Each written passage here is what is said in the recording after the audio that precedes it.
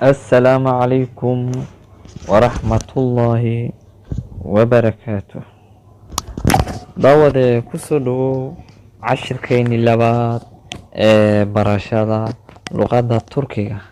أنا ومان تعوان ولي دونا سيدا قف تركيا أدمج ويدي لهذي دعوة هذا نوع عصبتهاي فضلا سبسكرايب له سي كسو جاران cashirada dambe aynu bilowno haddaba cashirkeynii labaad ee barashada luqadda turkiga anagu ciwaan ugu dhignay sida qof turkiya magaciisa aad u weydii lahayd. luqadda turkiga waxaa loogu hadlaa laba qaabood oo kala ah: kow sida rasmiga ah, lamo iyo sidaan rasmiga ahayn.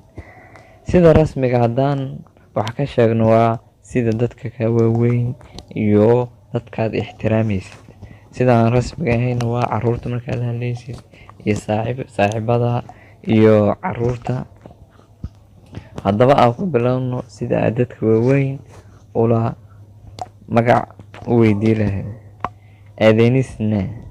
adenisna magaca, adenisna magaca, adenisna magaca, adenis nadir magacaagu waa maxay? adenis nadir magacaagu waa maxay? isminis nadir, isminis nadir, isminis nadir magacaagu waa maxay? isminis nadir magacaagu waa maxay? ad iyo isim, ad iyo isim waa laba eray oo isku micno ah waxayna ka turjumayaan magac. inis iyo inis waa dabagalayaal. inis iyo inis af soomaali waxaa lagu dhahaa dabagalayaal, waxaana la dhihi karaa saddexan, saddexan, saddexan. nadir iyo na, nadir iyo na. nadir waa maxay? na maxay? nadir waa maxay? na maxay? haddaba aynu galno sida aan rasmiga ahayn.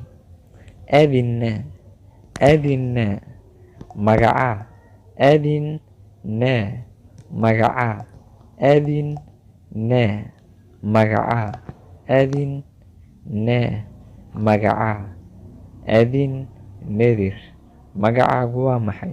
adin nadir magacaagu waa maxay? adin nadir magacaagu waa maxay? ismin nadir, ismin nadir magacaagu waa maxay?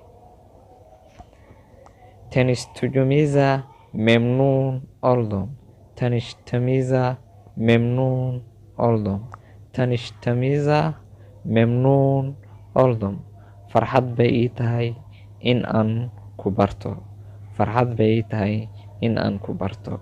amase waxaad dhihi kartaa barasho wanaagsan, barasho wanaagsan.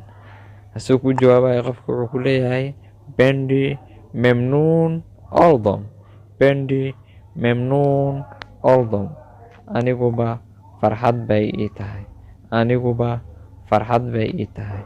waxaad dhihi kartaa oo kale barasho la mid ah, barasho la mid ah.